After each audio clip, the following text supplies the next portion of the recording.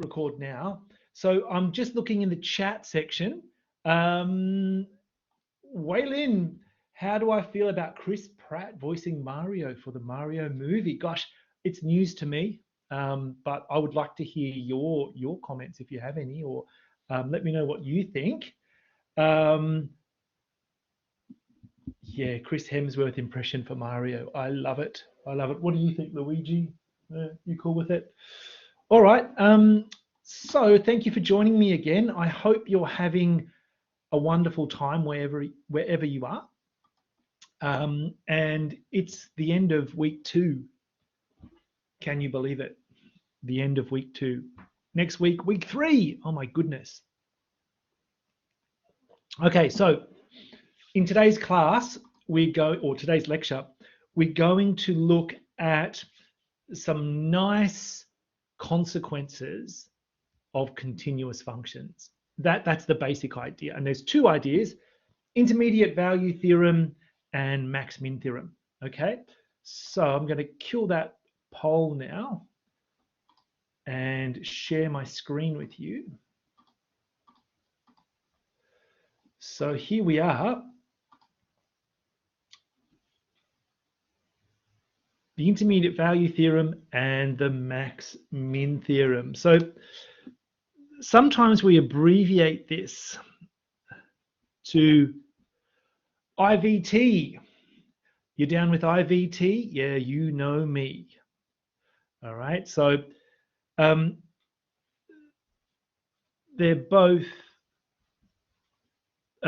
consequences of continuous functions. Okay, so the functions that we're going to look at, we need to check that they're continuous, and also it's related to what kind of interval we are looking at. Okay, so these are the 2 ideas for today: IVT and the maximum minimum theorem. Okay. All right. So the best way to understand these theorems, I think, are through pictures. Okay. So I'll draw a few pictures today, and I've got GeoGebra at the ready. So we'll do lots of examples, of course, and yeah, I guess in the last lecture we talked a little bit about continuity, right? And the big question is, so what? If I have a continuous function, so what? Okay, so we'll partly answer that question today, because continuous functions are nice. They don't have any crazy jumps in them, and that means we can make predictions about their properties and solutions and all that sort of stuff. Okay, so let me show you an example. Okay, like I said before, we're going to look at continuous functions on closed intervals. Okay, so what do we mean when we say closed intervals? We mean intervals that are like this, or like this. Okay, so the interval definitely includes the endpoints. Okay, that's what we mean when we talk about a closed interval in this situation. All right, so let me first show you the basic idea behind the IVT, and then feel free to smash that chat button. Let me know what you're thinking. If you're got some questions, or if I'm not explaining things clearly, then just let me know. All right, so this is a basic sketch of what it means with regards to this intermediate value theorem. The statement of the theorem's over here, but I just want to draw a picture first, because I think it's actually easier to understand with with a picture. All right, so suppose that's my interval. And I've got, at this point, the value of the function is negative. And at this point, it's positive. Okay, so can I draw a function in connecting this point to this point so that the function's continuous? Well, what do you know? Well, I could go like that. I could go like that. I could go like that. They're all three different functions. Now, what do you know about the graph of each of these functions and the horizontal x-axis? They all cross the x-axis at least once. Okay, you can see the blue curve crosses exactly once. The green curve crosses 1, 2, 3, 4, 5 times. And this purple curve crosses once. This is essentially an example of this intermediate value theorem. Okay, so the word intermediate means between. Okay. Now, what these pictures tell you is, okay, 0 is between this value and this value. And so what a continuous function must do, it must hit 0 at least once. Okay. So that if you can draw a picture, the intermediate value theorem is really easy to understand. Okay. And I mean, it makes sense because I can't connect this point to this point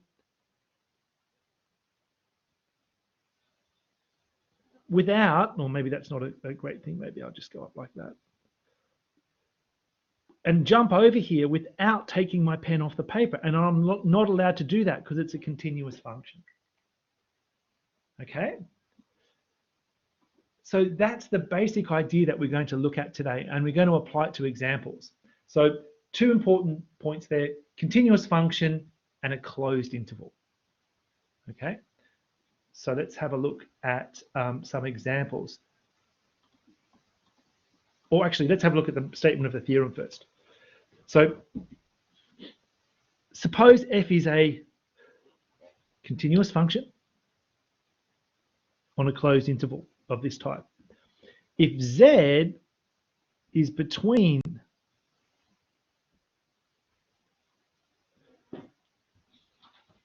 f of a and f of b, so in this picture, there's your f of b, there's your f of a, and z is any point here.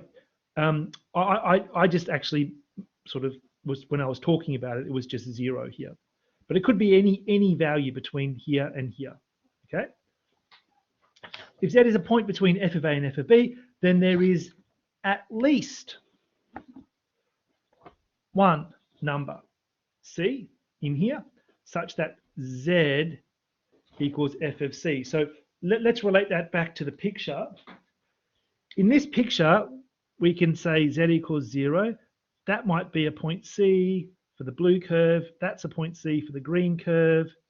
There's 5 of them. That's another point C for the purple curve. So these are all points C which lie between the endpoints such that the graph equals this Z value. Okay, so you can see there may be many, there may be just one. It depends on the function. All right. Okay, so let's look at the limitations. The IVT, it doesn't give you a precise count for how many numbers satisfy this. Okay, it just says at least one. So there could be one or more than one. It also doesn't tell you the exact value of C. It just says that that's true. Okay, so the proof, it's a simple theorem, but the proof is not simple. Okay, so the best way to understand what's going on, I think, is through a picture. So you don't need to know the proof for that. It's known as an existence theorem. Okay, I don't want to get too meta here, achieving sort of Zen enlightenment, but it tells you that a C does exist, such that this equation is solvable. Yes, Azalea, that's a good question, right? This is the condition, right? Z is a point between f of A and f of B. Okay, so f of C has to be between f of A and f of B. Okay, so you're absolutely correct. All right, so we'll mostly be interested in how we can apply the intermediate value theorem. So let me show you. Okay, so did somebody say GeoGebra? Let me load that up and we can discuss this example. This is a very standard example. Here's a function. Use the IVT to show there is at least one C in this interval such that f of C equals 0. Okay, so this is a bit like, here's our function. A and B are, the interval is 0 to 3, and Z equals 0. So in this setup, this is your AB, and this is your Z. So Z equals 0, and obviously that's your function. Okay, so let's draw a picture on GeoGebra, and we can have a look and see what's going on, and then we can share, we can do this using the IVT. All right, so here it is. If I zoom out a bit, you can actually see the function is increasing as we move from left to right. Okay, so you definitely can see from the graph there is at least one point where the graph cuts the axis, and there's exactly one point, although the IVT doesn't tell you that. Okay, so Colleen, what if f of C is a turning point and f of B equals f of A? Well, that's fine. That doesn't contradict the theorem. We can talk about that in an example in a minute, if you like.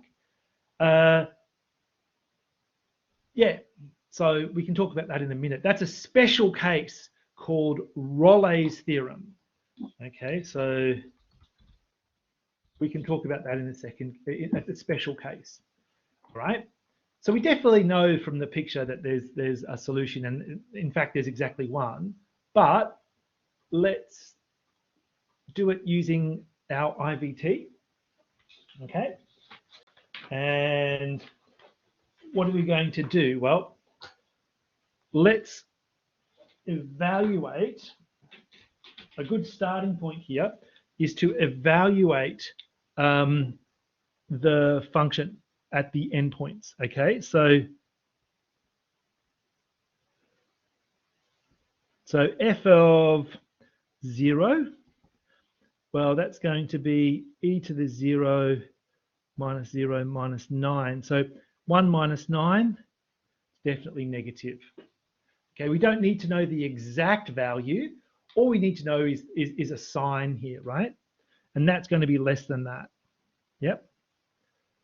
And at the other endpoint, f of 3 is going to be e to the 3 minus 9 minus 9. Now, e cubed is greater than 20. Okay, so this is also going to be greater than 0. All right, so at this point, the function's negative. At this point, the function's positive. Okay, so the next question is, let's see if our function is actually a continuous function. Okay, so who can tell me, is this really a continuous function? And if it is, why? Why is it a continuous function? Who can tell me in the chat?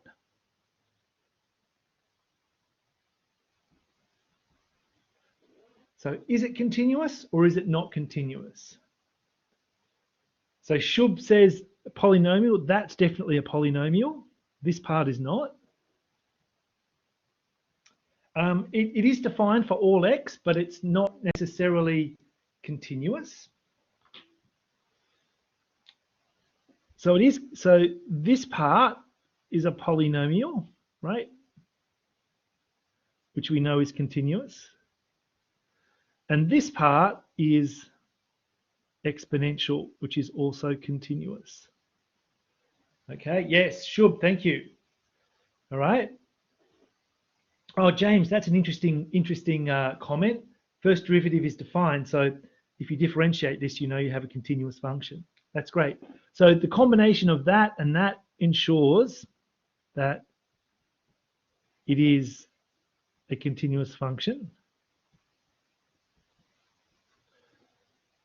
So by the IVT, there is, so we can apply the conclusion now, at least one point C between 0 and 3, oops, such that f of C equals 0. Okay, that's all we can say. That's all we can really say. Daniel, it's a good question about proof.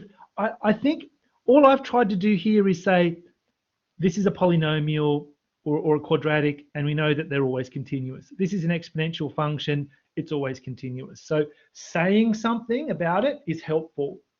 Okay, so you don't have to prove it. You just maybe put in some justification about why it's actually why it's continuous. Okay. All right. So we can actually say a little bit more here. In fact, C is strictly between 0 and 3. Can anyone tell me why do we actually know that C is strictly between? It's got to be greater than 0 and less than 3. Can anyone tell me how I actually know that without looking at a picture or anything like that? So I can say a little bit more, but why? I mean, that's the standard conclusion from the IVT, but I can say a little bit more. Why can I actually say this? Does anybody know? Correct, Azalea. Oh, I think that deserves a thumbs up. Friday thumbs up. Good one. You can see that because we tested our points, our endpoints, this obviously can't be 0 and this can't be 0. So there's no way that can be true for C equals 0 or 3. Okay, so you can say a little bit more than that if you want to. Okay, so yeah, I did show that, Daniel, exactly. So that's a standard sort of entry level problem for IVT. You're checking the continuity and you're checking the, you're checking the value of the function at the endpoints and you're comparing it with this. Okay, you want on one endpoint, you want it to be less than this value. At the other endpoint, you want it to be greater than that value. That's it. They're not difficult questions, but you just need to make sure you're careful. As Daniel pointed out in the chat, it's helpful to make some comments about why your function is continuous. Okay, because in this case, it's a combination of exponential functions and quadratic functions or polynomial functions, which are both continuous. And when you add or subtract them, you get a continuous function. Okay, so let's move on to another example. Here we've got a piecewise defined split function. Now you see a lot of these kinds of functions in this course. And the question is, why can't we apply IVT here for this interval? Okay, so here's our IVT, Why can't we apply it? Okay, so we don't know what the Z value is here, but it doesn't actually matter. If I plot this, let's see if I can plot this. Yep. And I'm going to share it with you via GeoGebra, and I can see some suggestions coming through on the chat. Okay, so the question is this a continuous function on 0, 4?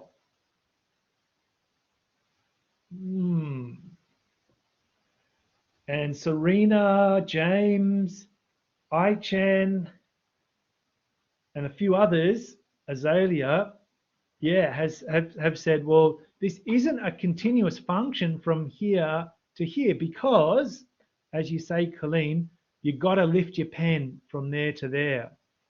So this function is not a continuous function on 0, 4.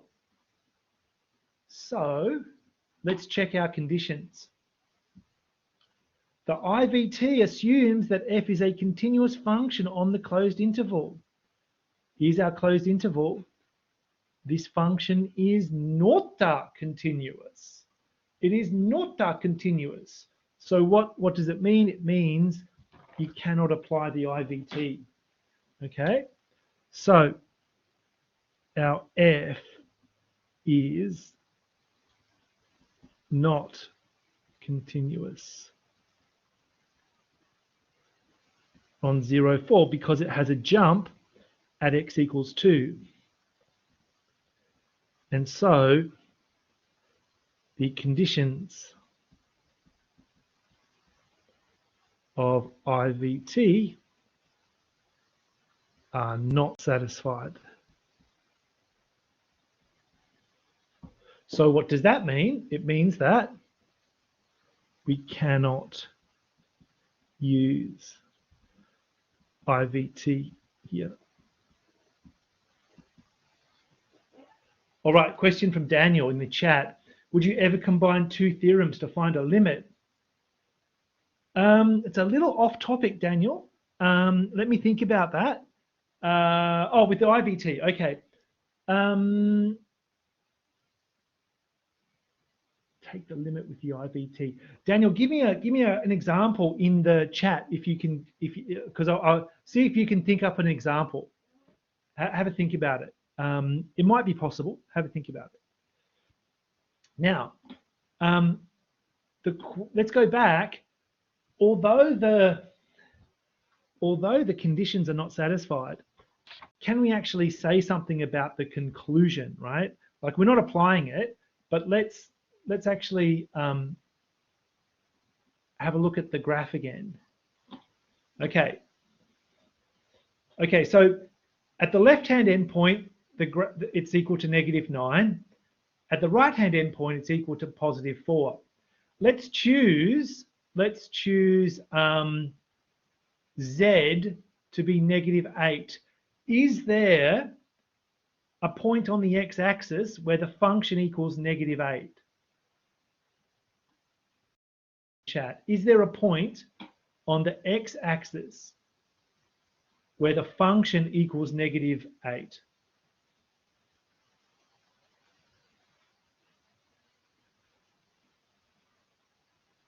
Yes, x equals 1, okay?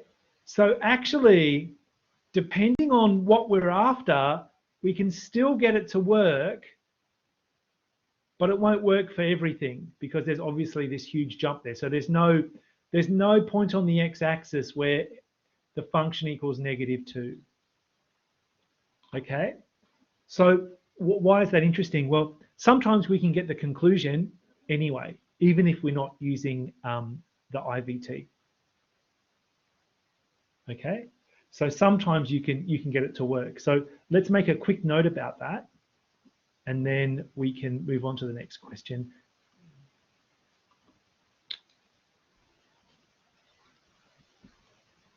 So f of f of 1, okay, that's between f of 0 and f of 4.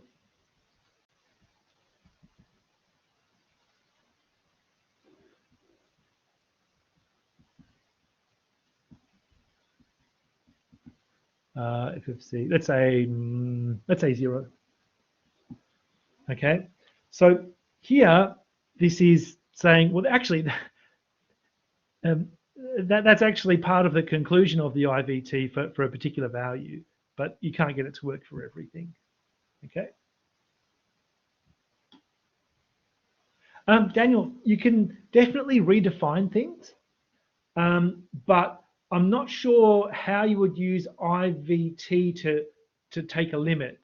Okay, so if you say here that there's nothing really here about limits, so keep thinking about it and let me know.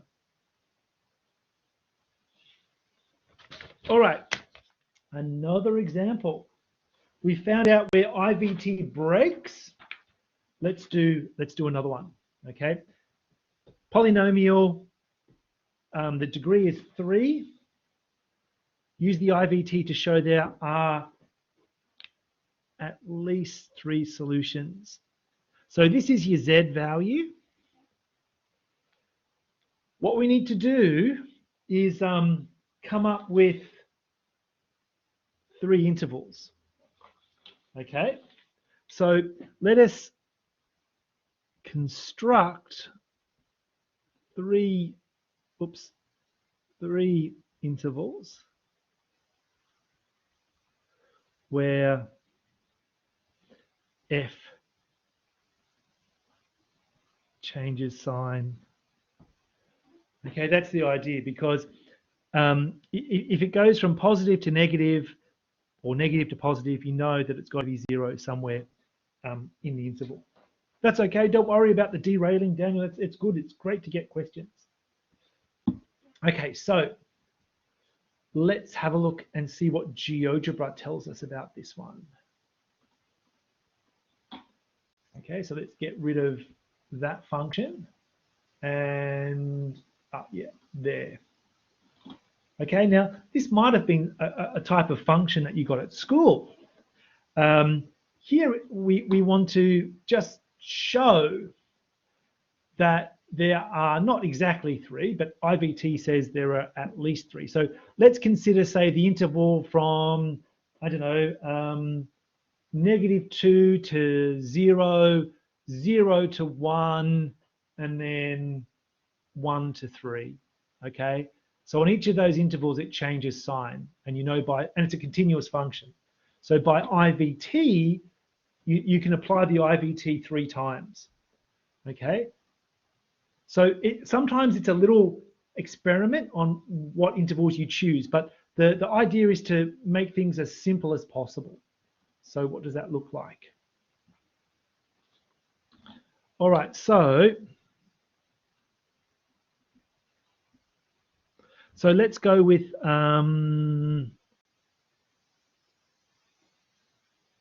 f of -2. All right, now you don't have to work this out. You just want to get a sign on it, right? So if you put this in, you're going to get a negative value. I think it's actually -7, right? And then if I move over to 0, if I put in 0, I'm going to get +3. By the IVT, this is a continuous function.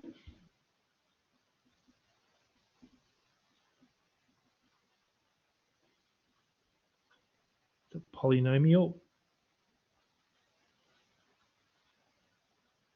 And so it's continuous everywhere. It's continuous for every value of x and every interval. Okay, so let's we've got this, which is great. We're going to get an interval from -2 to from -2 to 0. Well, sure, it's an experiment. Okay, like first of all, you will have graphing software in your exam, right? So it's just a matter of plugging in some values and see where are they negative or are they positive. Okay. Yes, Maximilian, you can use any kind of graphics calculator you like. Okay. Yep. So here, some people freak out. They're like, I can't do this by hand. Well, you'll have graphing capabilities, right? So that's your first interval that you want to that you show there's at least one solution there, right? So let's move out to we know that this is 0.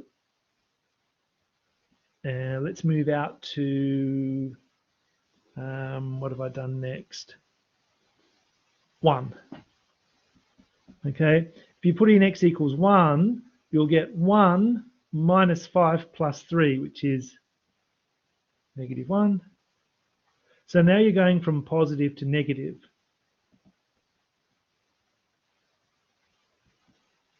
So you know there's at least one solution in there. And finally, you're going to go from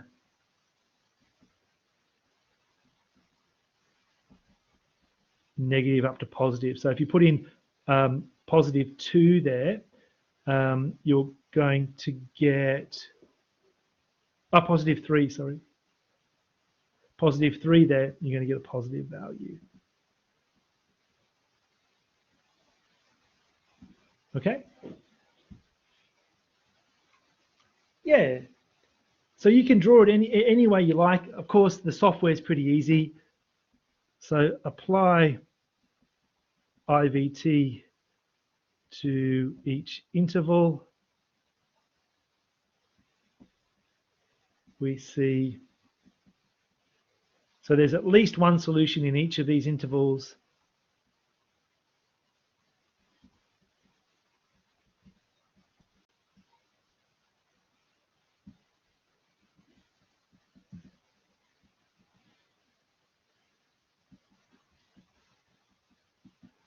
Okay. Yeah, who you can if you want to. If you want to use derivatives, you can plot the graph if you want to. I don't think it's necessary, but it's up to you.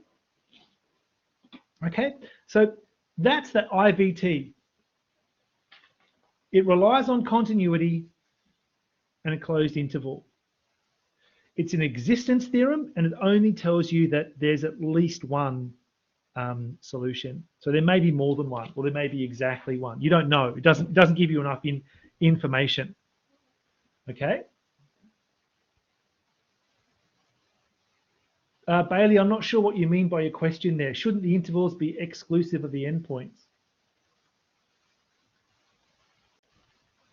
Well, I mean, look at the statement of the theorem.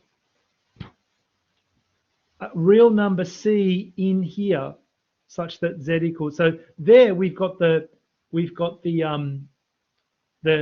endpoints potentially included, right? If you wanted to be a little bit more precise, you could say, well, you know, I've got at least one solution strictly between here and here, strictly between here and here, strictly between here and here.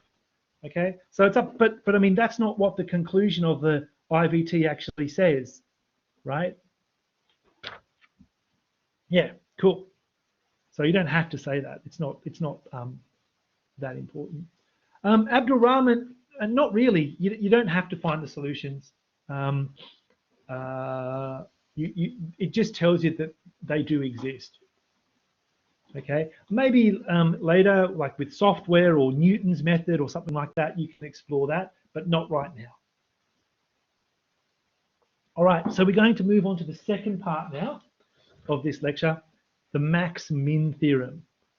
So the maximum and the minimum theorem. And again, it has to do with continuous functions. All right, so let's just have a little exploration.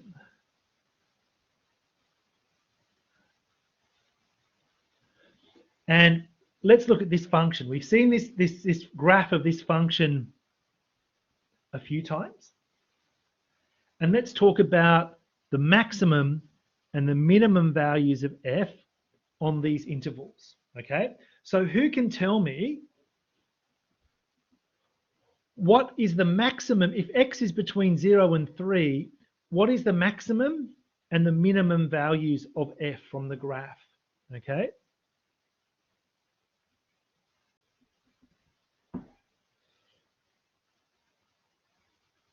Yep, so people are putting in 0 and 1, which looks good, okay? Because if you look here, the highest peak is sort of, I don't know, around there, let's say. And that is 1, and the minimum is achieved there and there. So the maximum, let's say, I'll just connect it up to x equals 2. And the minimum of f is 0 at x equals 0 and x equals 3. Okay, that's great. What about on this interval? So from 3 up to 5, who can tell me what are the minimums? Oh, Masatomo's straight up, and Aiden. So the minimum is 0, and the maximum, well, looks here, oh, there it is 4. Okay, that's great.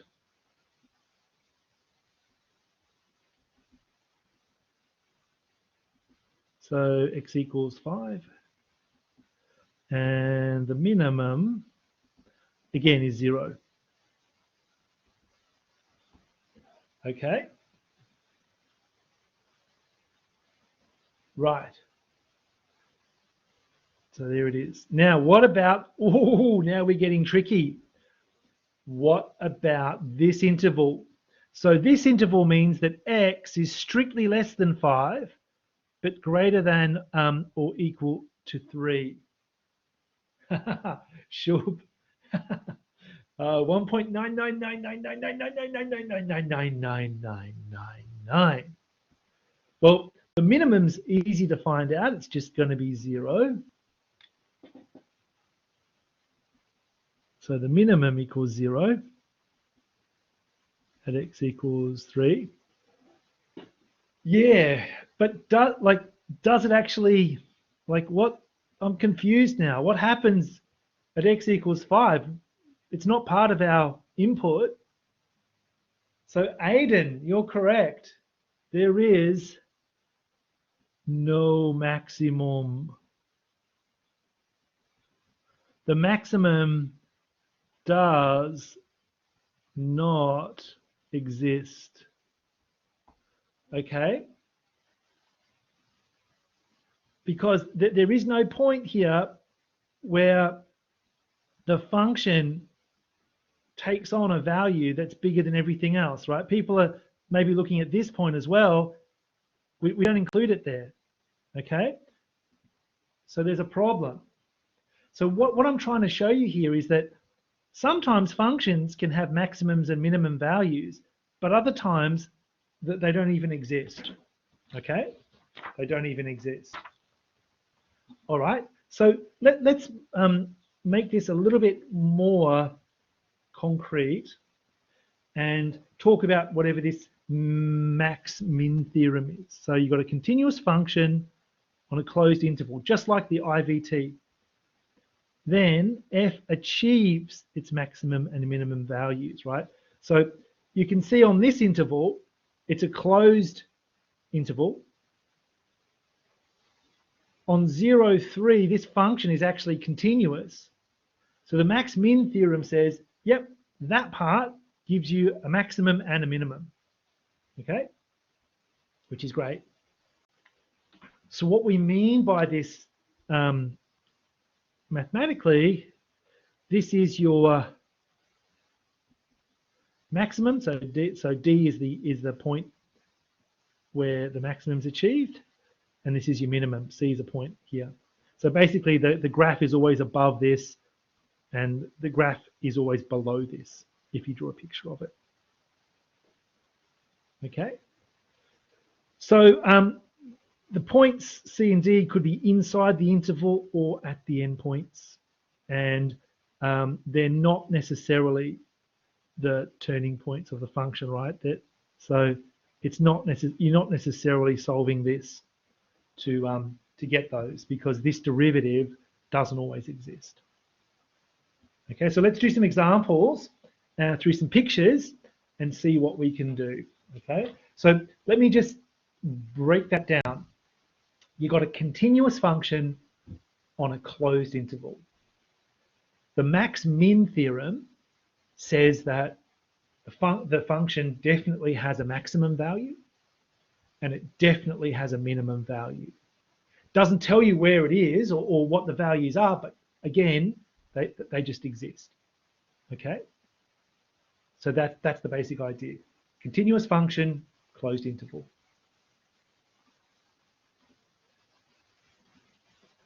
Okay, here is an example. Let's work through it and we can see if we can answer the 3 questions. Okay, let me draw a picture first. Is the function continuous? You've got an absolute value function. Let me see if we can plot that using GeoGebra. Okay, so here it is. Is that function continuous on 0, 2? Who can tell me? Yes or no? Definitely is. Everyone is doing well. So it's definitely continuous. Okay, and so we go back to our document camera.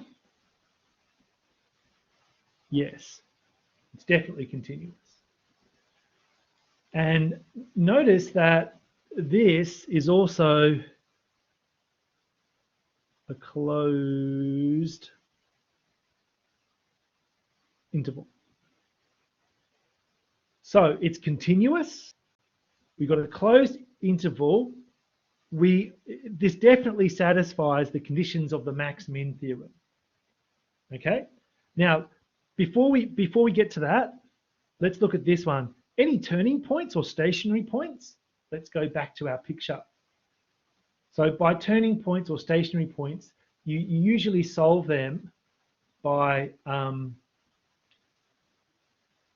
solving the derivative equals 0. Okay. So who can tell me, are there any stationary points in this? Are there, Dijant? Let me go back. I guess what I'm asking is are there any points where the derivative is 0? I guess that's really what the second part is asking. Are there any points where this is true, where the derivative is 0?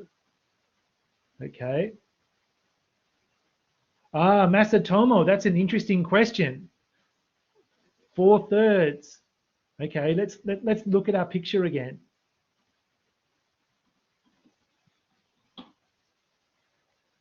The function is not differentiable here. The derivative does not exist. Even though you could say, well, it goes from negative to positive, it's not that the derivative is not defined. Okay. So from a strictly calculus point of view, we would say that there's no stationary points and the function's not differentiable.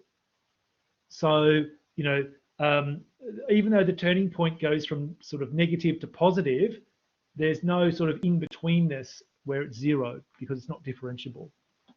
Okay. So I would say no for that.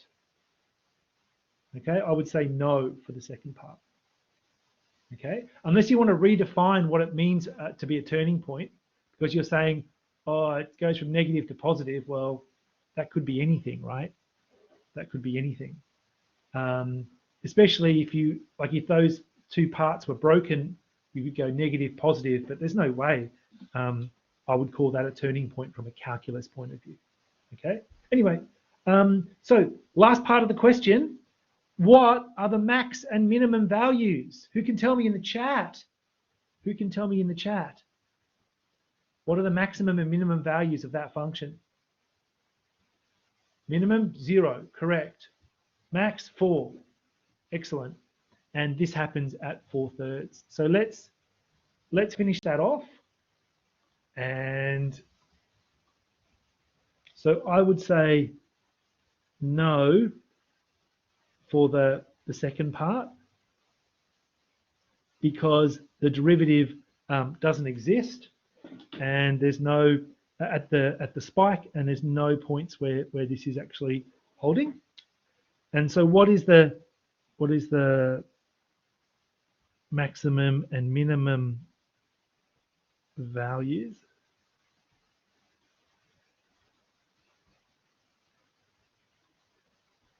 Oops.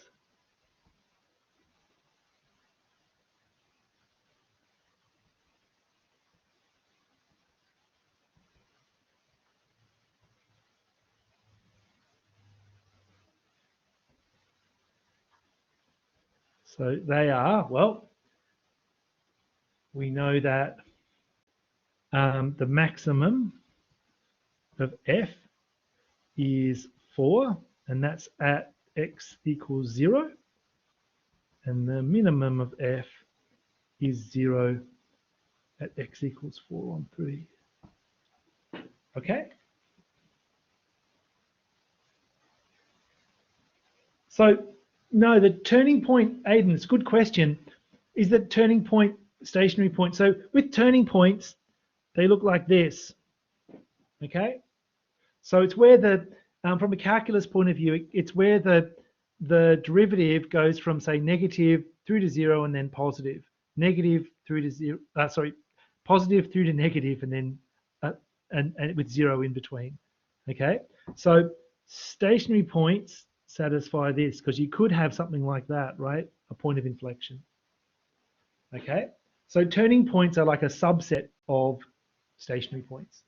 Does that make sense? Yeah. All right. Last question. Oh, there's 2 more questions. Okay. So let's get through these.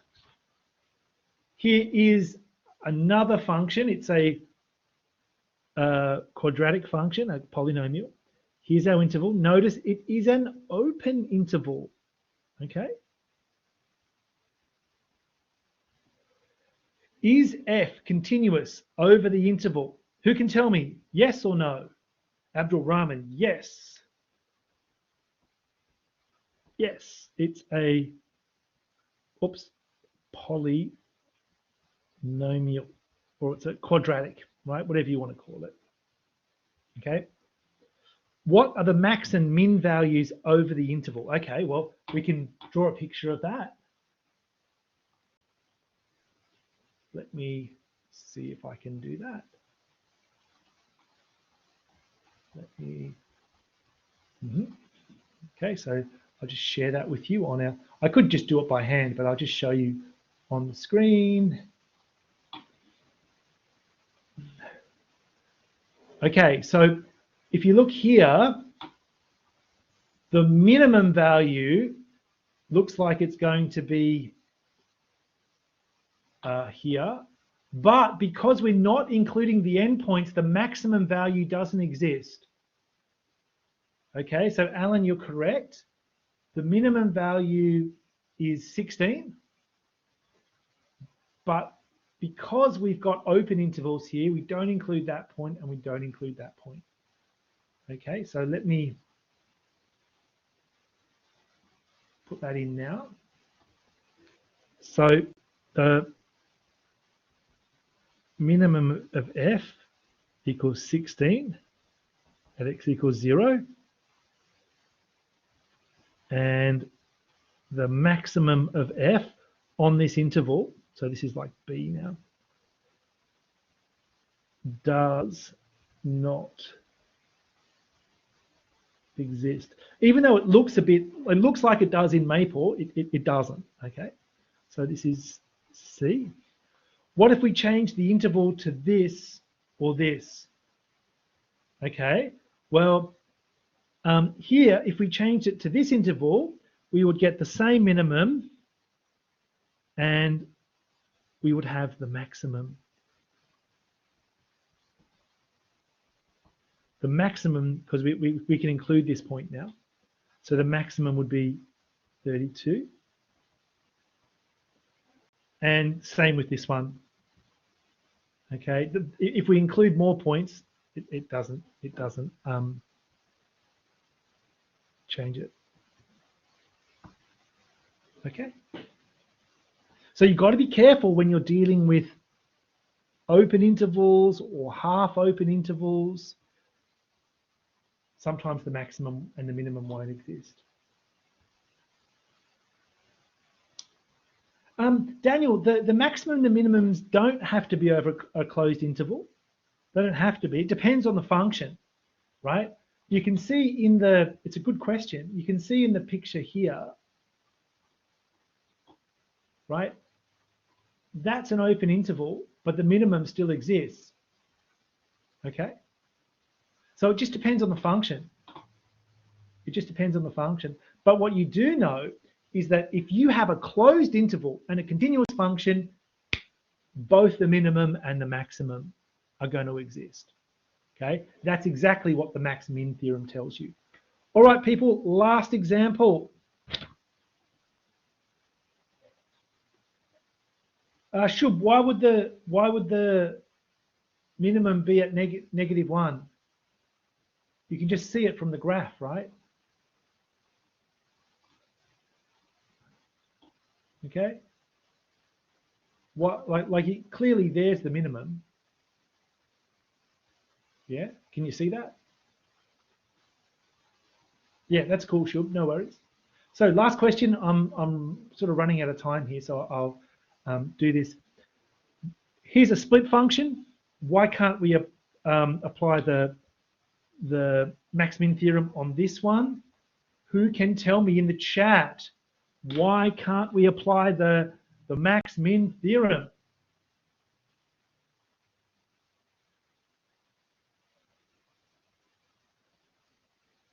It's not continuous. Right. Okay. The function is not continuous on 0, 4. Okay. We didn't just do one like this, did we? Oh yeah, we did one like this earlier. Okay. So what it means is we can't apply the max-min theorem. Okay. So the conditions are not satisfied. Okay. So you can see here again, if I just go back, and I'm almost finished now. I know I've gone on over a little bit. So let me go there. So there's our function. The function's definitely going to have a, like there it is, right? The function's definitely going to have a minimum value and a maximum value, but we can't get that via the max-min theorem because the conditions are not satisfied. Okay, so I'll just go back to my document camera. All right, folks, I went a little bit over time. Please accept my sincere apologies. And I'll hang around for a few more minutes. If you want to ask me some questions or, you know, I'm just turning on the audio if anybody wants to share anything, and I'm going to stop the recording. So greetings of the day, namaste. Enjoy the day and yeah, keep going. Week 3 next week. Can you believe it? Okay, and just enjoy it. Have a great weekend, and I'll hang around for maybe a minute or so. Oh, Rolle's theorem. Yeah, Colleen, thank you. So Rolle's theorem is an excellent Excellent thing. Let me just do that for 1 minute. Okay. So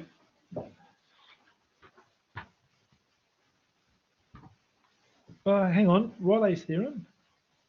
Oh, sorry, Colleen, sorry, I think I made a mistake. We'll look at Raleigh's theorem when we talk about the mean value theorem, okay? So when we talk about mean value theorem, which is probably next week, we'll talk about Raleigh's theorem, okay? So I think I said the wrong thing before, okay? So that's a conversation for next week. Yeah. So you're a little bit ahead of us, Colleen. You're probably 1 week ahead. Anyway, goodbye. Yeah, I'll say just checking the chat. Aichen, I got to go to another meeting, but you can definitely ask in the tutorials, or you can post a question on the Moodle forum. That's the quickest way to get help. Okay, there's a tutorial at 2 according to Daniel. So I've got to go to another meeting. But ask in the forum, or you can email me, or join a different tutorial. All right. Bye.